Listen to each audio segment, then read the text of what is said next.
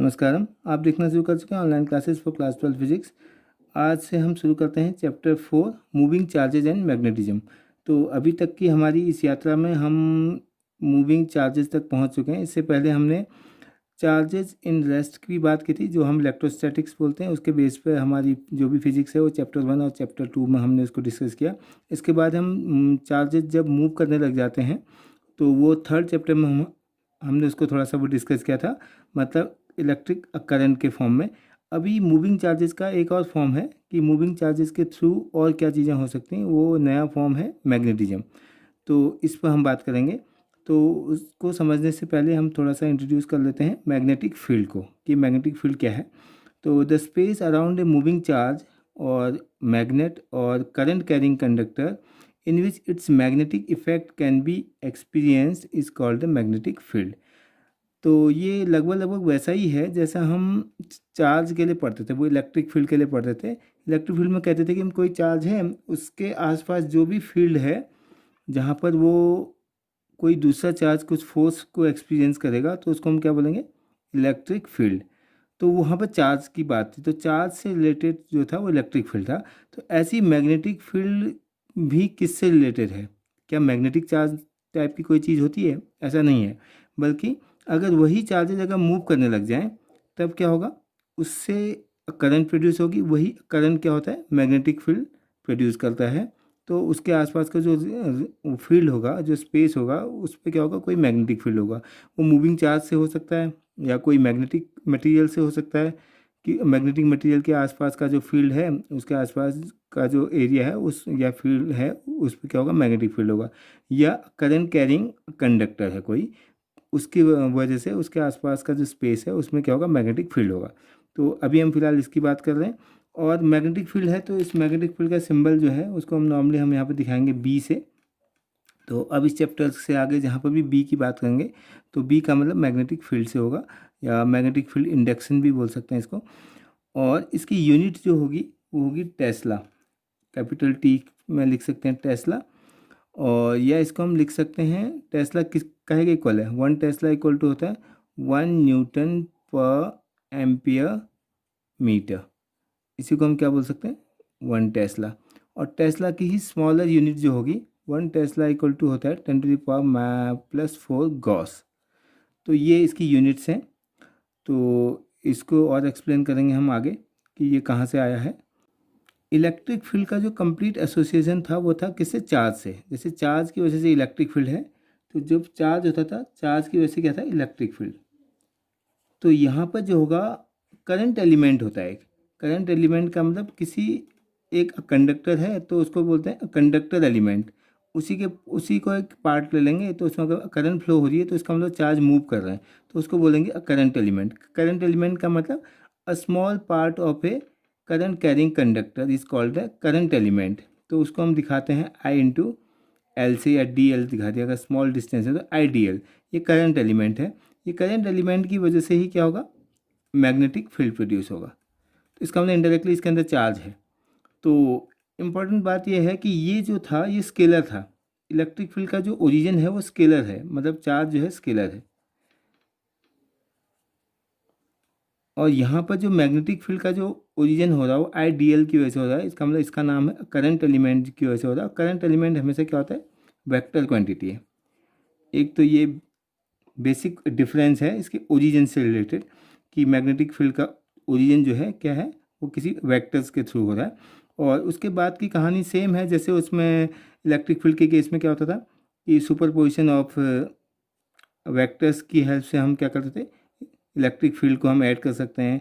उसी तरीके से यहाँ भी क्या होगा, मैग्नेटिक फील्ड भी क्या होगा, ये वेक्टर होगा, और उनका जो दो से ज़्यादा होंगे तो किसी एक पॉइंट पर उनमें वेक्टर भी एडिशन होगा। तो ये तो सब बेसिक इंट्रोडक्शन किसके बारे में, मैग्नेटिज्म के बारे में। अब इसकी कहानी क्या है, इसकी कहानी यह है कि जो हमारा इलेक्ट्रिसिटी और मैग्नेटिज्म है, ये पिछले 2000 साल से पहले से भी लोग इसको जानते थे। इसका मतलब बहुत पुराना इतिहास रहा है। लेकिन इन दोनों का आपस में क्या कनेक्शन है इलेक्ट्रिसिटी का मैग्नेटिज्म के साथ, ये नहीं पता था लोगों को। तो ये सबसे पहले एक्सपेरिमेंट किया एक ऑस्ट्रियन साइंटिस्ट थे इन्होंने। तो इनने वो भी लगभग 200 साल पहले 1820 के आसपास तो ऑस्टेड ने क्या किया कि कोई करंट कैरिंग वायर था, उस करंट कैरिंग वायर के पास में कोई मैग्नेटिक कंपास को लेके आए। तो उसने देखा कि जब करंट फ्लो हो रही है किसी कंडक्टिंग वायर में तो कंपास में डिफ्लेक्शन आ रहा है। तो उसने कहा इसका, फिर उसने इस बात को बार बार किया, तो वो डिफ्लेक्शन किस तरीके से आ रहा है, क्या आ रहा है, हम उसकी बात करते हैं। तो ऑस्टेड ने देखा, मान लो ऑस्टेड ने एक वायर लिया, वायर की डायरेक्शन ऐसे है, मान लो परपेंडिकुलर है, पेपर के परपेंडिकुलर है, और डॉट का मतलब हमेशा क्या होगा, कभी भी डॉट आ जाए ना, डॉट का मतलब है परपेंडिकुलर टू द पेपर तो है ही है, और आउटवर्ड डायरेक्शन में होगा। आउटवर्ड का मतलब अपवर्ड हो जाएगा, पेपर के रेस्पेक्ट में देखेंगे तो अपवर्ड हो जाएगा यहाँ पर, अपवर्ड। और अगर क्रॉस कहीं पे है, क्रॉस होने का मतलब डाउनवर्ड, डाउनवर्ड डायरेक्शन में, परपेंडिकुलर टू द पेपर। ये दोनों चीज़ें क्या हैं, परपेंडिकुलर टू प्लेन, है ना, अपवर्ड और डाउनवर्ड। अभी हम ऐसे सरफेस में हैं तो इसका मतलब ये ऊपर की ओर है, अपवर्ड, और अगर ऐसे होगा तो डाउनवर्ड। तो ये अपवर्ड और डाउनवर्ड किसकी डायरेक्शन है, कोई भी चीज़, वो इलेक्ट्रिक फील्ड हो सकता है, मैग्नेटिक फील्ड हो सकता है, या करंट हो सकता है, तो ये सब उसके लिए हम यूज करेंगे। तो ऑस्टेड के टर्म्स में ऑस्टेड ने जो एक्सपेरिमेंट किया उसमें क्या था, एक करंट कैरिंग वायर है, जैसे अगर हॉरिजॉन्टली देखें तो ये करंट कैरिंग वायर है, तो ये करंट कैरिंग वायर है, तो इसके बगल में अगर कोई कंपास रखेंगे तो कंपास में क्या हो रहा है, वो डिफ्लेक्शन आ रहा है। तो ये 3 डायमेंशनल पिक्चर है, तो उसने क्या किया, इसको ऐसे हॉरिजेंटली ना रख के इसको वर्टिकल रख दिया। अभी इस केस में पेपर के अगर परपेंडिकुलर है वो अभी अपवर्ड डायरेक्शन में, डॉट है, डॉट का मतलब अपवर्ड डायरेक्शन में वायर निकल रहा है, उसमें करंट की डायरेक्शन अपवर्ड है। तो उसने देखा जो जो ये इसके बगल में हमने वो कंपास रखे थे, तो वो कंपास क्या हो रहे हैं, उनका जो कंपास की जो नीडल है, वो नीडल क्या कर रही, एक सर्कुलर पाथ फॉलो कर रही, उसके टेंजेंशियल है, मतलब उसका जो नॉर्थ पोल है या कोई भी एक एंड है, वो क्या है, हमेशा एक पर्टिकुलर डायरेक्शन में मूव कर रहा है। और जब उसने देखा कि कंप्लीट एक सर्कल बना रहा है, ठीक है, तो ये सर्कुलर पाथ बना रहा है, और उनने जब इसकी डायरेक्शन चेंज करी, अगर करंट की डायरेक्शन चेंज कर रहा है, तो करंट की डायरेक्शन चेंज करी तो उन्होंने देखा कि जो कंपास की नीडल है उसकी डायरेक्शन भी चेंज होगी। तो जो इस रेड कॉर्नर या नॉर्थ पोल इस साइड को है, उस कंपास का नॉर्थ इस साइड को हम मान लेते हैं, तो इस केस में नॉर्थ इस साइड को आ गया। तो ये एक ऑब्जर्वेशन था उसका, किसका, ऑस्टेड ने किया था। ये 1820 के आसपास की बात है, 1820 की ही बात है ना। तो ये उनने एक्सपेरिमेंट किया, तो ये इससे क्या प्रूव हुआ, इससे ये पता चला कि अच्छा, कि मतलब इससे ये एक्सपेरिमेंट से पता चला कि मूविंग करंट जो है, मूविंग जो चार्ज पार्टिकल है या करंट कैरिंग वायर जो है, उसकी वजह से मैग्नेटिक फील्ड प्रोड्यूस होता है, क्योंकि मैग्नेटिक फील्ड होगा तभी जो कंपास की जो नीडल है उसमें वो डिफ्लेक्शन आएगा। और उससे ये भी पता चलेगा कि वो हमेशा क्लोज फॉर्म में होते हैं। इसका मतलब किसी वायर के, करंट कैरिंग वायर के अराउंड जो है, ये क्या है, एक सर्कुलर पाथ फॉलो कर रहा है। और दूसरी बात, अगर करंट की इंटेंसिटी बढ़ा दे रहे हैं तो इनमें डिफ्लेक्शन और ज़्यादा हो रहा है ना, तो और ज़्यादा वो डिफ्लेक्शन हो रहा है। और ये चीज़ इसने ऑस्टेड ने क्या करा, एक्सपेरिमेंट किया। तो इसी बात को एम्पियर ने समझाने के लिए कि जो कंपास की जो नीडल है उसकी डायरेक्शन कहाँ है, उसके लिए एम्पियर्स स्विमर्स लॉ भी कहते हैं, या उसने फॉर्मूला दिया स्नो करके, नाम है SNOW, स्नो, ठीक है।